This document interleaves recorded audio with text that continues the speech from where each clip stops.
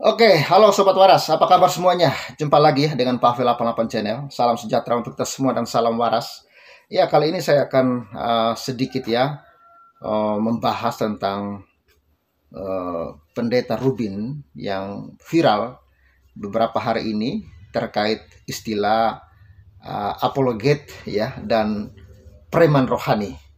Ya, tapi saya tidak usah bahas terlalu panjang lagi itu karena memang sudah dibahas ya oleh beberapa apologet Kristen. Dan kali ini saya akan tunjukkan kepada saudara video klarifikasi dari Pak pendeta ya. Beliau ini salah seorang ketua sinode ya, seorang ketua sinode Gereja Betel Indonesia. Ya, saran saya sih ya terkait hal ini memang kita sebagai orang Kristen harus benar-benar mempelajari ya firman Tuhan Alkitab sehingga kita bisa memberikan pertanggungjawaban ya terhadap serangan-serangan ya pihak-pihak seberang kepada iman kita ya. Dan menurut saya hal itu hal yang perlu kita lakukan di dunia yang saat ini ya hidup kita itu ya sudah akrab dengan dunia digital, dengan internet, dan semua itu terbuka, tidak ada yang tertutup. Kalau kita berani mengeluarkan pernyataan di dunia maya seperti ini, maka kita juga harus siap dikoreksi, ya, siap ya diprotes ya oleh orang-orang yang tidak suka dengan pernyataan kita. Cuma maksud saya, jangan sampai kita itu menjadi orang yang baper, ya, menjadi orang yang baper, lalu kalau kalah debat, ya, akhirnya kejang-kejang lapor polisi. Nah, itu namanya nggak logis dan nggak waras ya.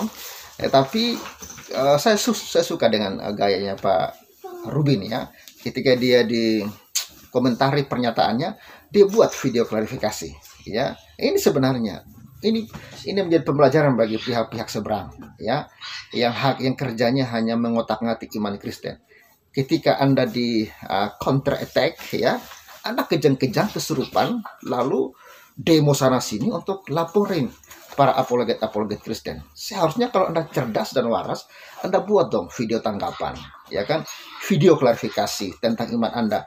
Gak usah Anda main kejang-kejang lapor sana lapor sini. Ya, dan saat ini dialami oleh saudara kita yang apologet anak Batak, yang saat ini sedang dalam persoalan ini di demo berjilid-jilid. Waduh, sangat disayangkan. Kita doakan ya supaya saudara kita Pak apologet anak Batak ya bisa melewati semua ini, dan kawan-kawan bantu support kalau ada nomor rekeningnya Pak apologet anak Batak, bantu disupport ya supaya beliau bisa mengatasi ini ya dengan pertolongan Tuhan. Kita doakan, kita kawalkan. Sebenarnya banyak sih dari pihak-pihak mereka yang suka menghina-hina iman Kristen, tapi kita biasa aja, kita berikan counter ya yang baik tapi nggak ada yang kejang-kejang lalu kesurupan seperti mereka.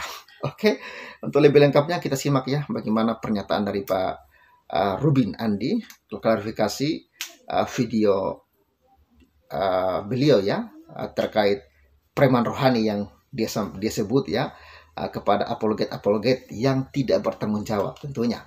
Salam waras dan selamat menyaksikan. Salam. Saudaraku, saya Pendeta Rubin Andi Abraham. Beberapa hari yang lalu ada beberapa konten YouTube yang dibuat untuk mengkoreksi, bahkan ada yang dibuat untuk menyerang saya, yang dianggap menyamakan semua apologet Kristen sebagai preman rohani. Dan komen dari para netizen itu banyak yang kasar, memaki-maki dan sebagainya. Melihat itu saya sebetulnya tertawa sekaligus prihatin dan sedih. Karena banyak orang berkomentar tentang cuplikan khotbah yang dilepas dari konteksnya. Saya jelaskan. 2 Oktober 2022 yang lalu saya berkhotbah di jemaat lokal di Bandung dengan durasi 46 menit. Saudara bisa lihat di YouTube resmi dari gereja kami, GBI Betel. Judul khotbahnya adalah Kuasa Injil Kristus. Saya menyampaikan 3 poin. Yang pertama, Injil menyelamatkan orang percaya. Yang kedua, Injil menyatakan kebenaran Allah. Ketiga, Injil memimpin hidup dalam iman. Nah, di poin kedua, yaitu menit ke-31 dan selanjutnya dari khotbah itu, saya menyebutkan bahwa dalam penginjilan kita harus menyatakan kebenaran dengan menjawab kesalahpahaman. Lalu saya memberikan contoh tuduhan yang seringkali diberikan kepada orang-orang Kristen dari pihak luar. Misalnya Allah orang Kristen itu 3 katanya. Ini berkaitan dengan Tritunggal. Atau Allah beranak, mana bisa. Saya menyanggah hal itu. Itu tidak benar. Nah, jadi ketika saya menjelaskan apa yang dimaksudkan misalnya dengan istilah Allah beranak, saya sedang berapologetika. Selanjutnya dalam khotbah yang sama saya menyampaikan ada 3 tujuan apologetika. Yang pertama, memaparkan dasar rasional bagi iman Kristen, membuktikan bahwa apa yang dikatakan Alkitab itu benar. Yang kedua, membela, menjawab sanggahan orang yang tidak percaya terhadap iman Kristen. Yang ketiga, menyingkapkan kesalahan pemikiran atau pemahaman orang yang tidak percaya terhadap kekristenan. Jadi saya mendorong orang Kristen mendalami firman agar bisa memberi pertanggungan jawab imannya dengan benar. Dengan kata lain, jadilah Anda apologet yang baik. Jadi saya tidak menentang apologetika. Malah saya menganjurkan Anda, orang-orang Kristen, belajar Alkitab, jadilah apologet. Jadi asumsi saya itu menentang apologet yang membela kebenaran firman adalah tuduhan yang ngawur sama sekali. Saudara lihat ya video yang saya khotbahkan 2 Oktober itu.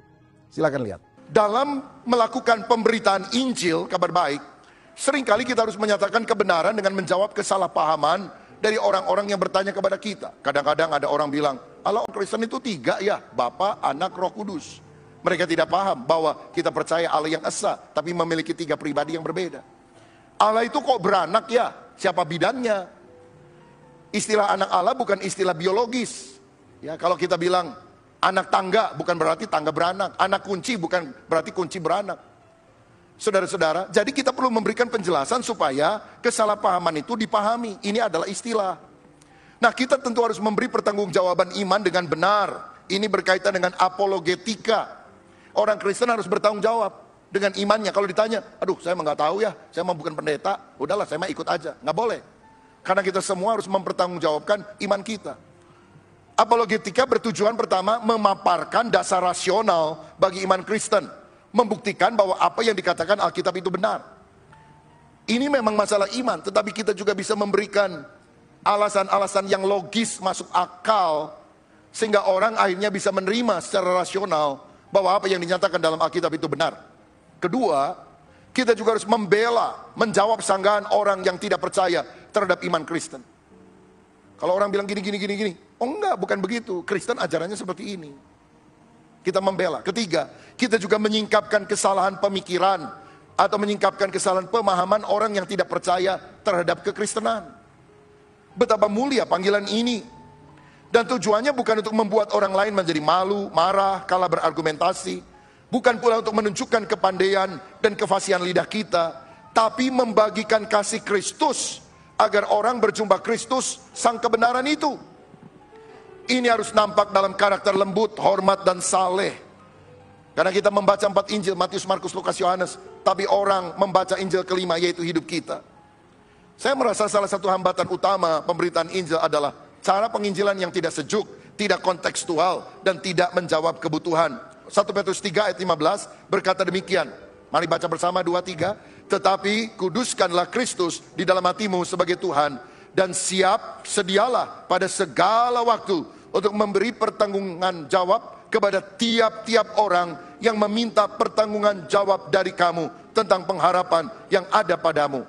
Tetapi haruslah dengan lemah lembut dan hormat, dan dengan hati nurani yang murni, supaya mereka yang memfitnah kamu karena hidupmu yang saleh dalam Kristus menjadi malu karena fitnahan mereka itu.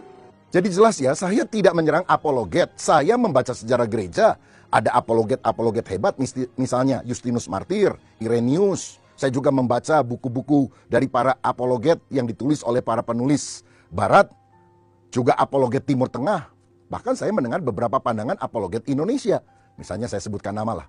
Bapak Dr. Bambang Nursena yang dengan santun dan mencerdaskan, menjelaskan banyak topik dengan baik. Di STT Karisma Bandung yang saya dirikan, sampai hari ini ada mata kuliah apologetika dan bidat-bidat. Bahkan saya sendiri pernah mengajarkan hal ini, saudara, di STT. Bahkan awal Oktober itu saya kan sedang mengkhotbahkan bahwa penting sekali kita berapologetika, belajar menjadi apologet yang baik. Kok saya dianggap menentang apologetika? Ngawur sekali ini tuduhan. Saudara, bila kita mendengar sepotong kalimat lepas dari konteksnya, yang ngawurlah arah pembicaraannya, jadi misleading. Saya ingin tunjukkan satu gambar untuk saudara. Lihat gambar ini. Jangan lihat sesuatu dari sisi yang sempit. Mungkin itu bisa membuat kita salah paham. Tulisannya apa? Tai lo. Wih, kasar banget. Tapi lihatlah sesuatu dari sisi yang luas, mungkin itu lebih indah dari yang kita bayangkan. Kalau kita lihat tanpa terpotong, bukan Tailo, tapi Pantai Losari yang indah di Makassar itu.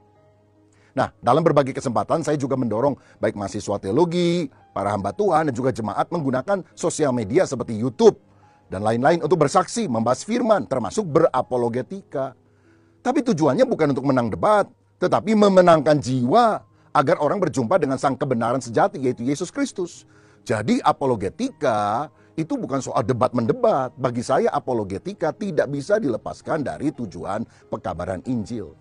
Dan tujuan apologetika yang baik menurut hemat saya juga harus disampaikan dengan cara yang baik. Yang menurut 1 Petrus 3 ayat 15 yang juga saya kutip dalam khotbah, harus dengan lemah lembut, hormat, dengan hati nurani yang murni, dan dengan hidup saleh. Bukan dengan cara memaki-maki, mengkafir-kafirkan, menggoblok-goblokkan orang. Saudara, pada menit 34 dan selanjutnya, saya mengingatkan jemaat agar berhati-hati.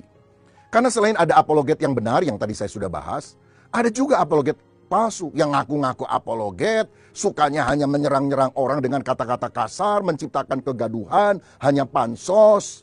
Apa nggak ada yang seperti itu? Ayolah, jujur. Lihatlah buah pelayanannya. Saya ambil contoh, kalau dia adalah gembala, apa jemaatnya bertumbuh? Tidak ada niat saya untuk menyombongkan diri seakan-akan saya menggembalakan gereja dengan anggota yang besar. Tidak, saya ini hamba Tuhan yang kecil, Tuhanlah yang besar. Tapi saya perlu jelaskan, kalau itu diperluas penjelasannya, kalau Anda bukan gembala misalnya, Anda berjemaat di mana? Anda aktif melayani di gereja apa? Apa pelayananmu? Otoritas di atas Anda siapa? Buah pelayanannya apa? Dan saya juga tahu tidak semua orang terpanggil jadi gembala, karena dalam Efesus 4 ayat 11 misalnya ada pelayanan 5 jawatan. Jadi kalau misalnya dia bukan gembala tapi pengajar, dia itu dosen teologi di STT mana, dan seterusnya.